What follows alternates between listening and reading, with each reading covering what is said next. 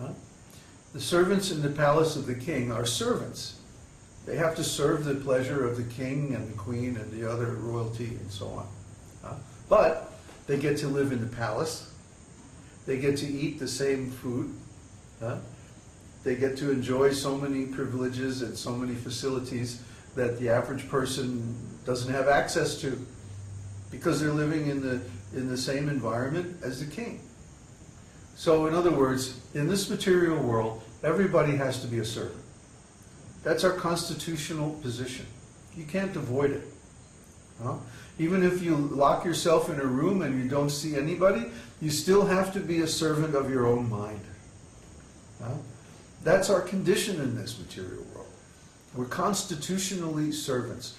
We serve our family, our children, our mate, our friends, and then we go to work and we serve our employer, or we serve the government, or somebody. We're always serving somebody, right? And then we think, well, I want to be independent and do it my way, right? But then we're serving our own ideas, we're serving our mind, we're serving our senses. And because of this low class of service, therefore, we commit many sinful activities, and we do things that are bad for us and bad for other people. So what are we doing in this material world, trying to serve these different temporary causes?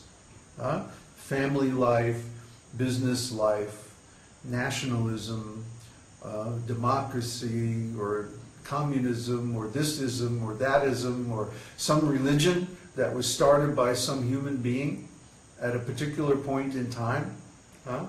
And we're thinking this service is very nice. Or charity, giving food to people, or giving medical care or something like that to people who don't have access. But we think this is very nice service. But this service can never satisfy us because it's not eternal. The only eternal service, or the only perfect service, is service to God. Because God is the real enjoyer. If we dedicate our activities to the pleasure of God, then our activities also acquire that quality of eternal existence and perfection. See? And they become pleasing not only to God, but to us and to everybody. And there's no karmic reaction. That's the best part.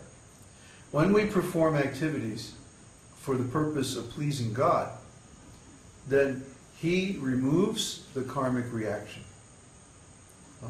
So, maybe if we weren't doing this, maybe we'd all be in a band together, and we'd be making music videos and posting them on the internet and trying to get fans and everything like that. But instead, we take the very same activities, the very same equipment, the very same mood and everything, but we transfer that to Krishna. So instead of trying to find conjugal partners for ourselves and then creating all kinds of karma because of sinful activities, we instead offer ourselves to Krishna as His conjugal partners. This is a mood of Radharani. The soul is neither male nor female in the material sense. But we are all female because we're emanated by Krishna. Krishna is like the sun and we're like the sunshine coming from Him. So He is the active principle and we're the passive principle.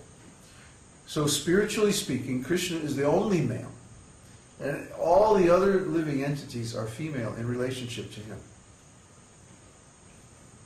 So He's the supreme enjoyer, and we are the ones who are enjoyed.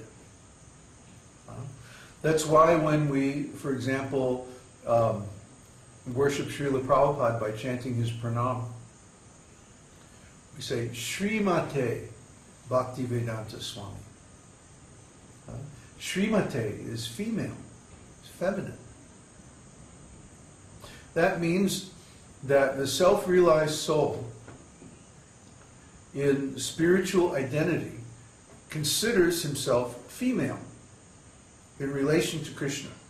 Why? Because Krishna is the enjoyer. For example, Lord Brahma. Lord Brahma is the origin of our disciplic lineage, going way, way, way, way back to the beginning of the universe. And it's described in Srimad Bhagavatam that in the beginning Lord Brahma couldn't see anything. He couldn't understand his situation or his existence, so he meditated for 10,000 years of the demigods. A long, long time. And then finally, at the end of meditating for all this time, he realized, I am the maidservant of Krishna. See? He considered himself female in relationship to Krishna. So this mood of self-realization in the conjugal service of the Lord has been going on for a long, long time. This isn't something new. It's not something that we made up. It's not a fad or a fashion. You know, sometimes there's these theological fads and fashions, like, what do they call it now? Abundance theology. Huh? That because we worship God, then He's going to give us everything. Right? Well, maybe. Depends on your karmic situation. But we don't think like that. We go back to the original origin of Vedic knowledge in this universe, Lord Brahma. And Lord Brahma, when he meditated, his conclusion was, I'm the maidservant of Krishna. So we also accept the same conclusion. He's the Adi Guru, he's the original Guru in our line. So we should accept that conclusion as our conclusion as well. And also Lord Chaitanya appeared only 500 years ago. And that was his conclusion too. He was playing the role of the perfect devotee of Krishna. And his conclusion is, I am Krishna's conjugal lover. So we should also look like this. We should see that Krishna is the source and I am emanated from him. Therefore, I'm his to enjoy as he likes. Let me serve his potency, Srimati Radharani, his bliss potency. Because she's giving him the maximum pleasure. So if we serve her, then we'll learn from her how to give Krishna pleasure. And then we'll also be able to give Krishna pleasure. And Krishna will enjoy it very much. He'll enjoy the maximum pleasure if we follow in the footsteps of Srimati Radharani. So that's why Janmashtami is very nice. But Radhastami is celebrated even more in the sense that the devotees try to pattern themselves and their service after Srimati Radharani. Because she's giving Krishna more pleasure than anybody. That's why we celebrate Radhastami. This is exactly 2 weeks after Krishna's birthday. It's Radha's birthday. And whereas Krishna is born on the 8th day of the Krishna Paksha, the dark fortnight, Radha is born on the 8th day of the Gora Paksha, or the bright fortnight. So, you know, it's all very symbolic and everything, but it's also historically a fact that she took birth on that day, on this day, 5,000 something years ago. She accompanied Krishna to this world, and this is the special thing about Krishna's pastimes in this world, that he reveals the actual nature of Goloka Vrindavan. Krishna doesn't have to come here, you know. He is perfectly competent to simply enjoy like anything in the spiritual world. He doesn't need to bother himself to come here. But he comes to show the example of compassion for all the conditioned souls in the material world. He could easily send his different servants and representatives to spread spiritual knowledge, and he does.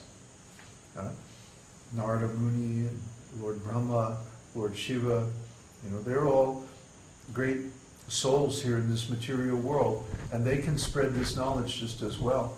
But why does Krishna come? Because he personally has an interest in rescuing the conditioned souls. So all the conditioned souls are invited to come to be with Krishna and to serve him in his incarnations. For example, in his incarnation as Lord Ramchandra, he was in the forest, and there were many sages in the forest. And after seeing Lord Ramchandra, their conclusion was, well, we want to worship the Lord in the mood of conjugal love. And so they approached the Lord, and I think there was something like 10,000 sages. They approached Lord Ramchandra and they say, our conclusion is, we want to worship you in the mood of conjugal love. And Lord Ramchandra said, well, in this incarnation I only accept one wife. So in the next incarnation as Krishna, I will accept you all as my conjugal servants. And so in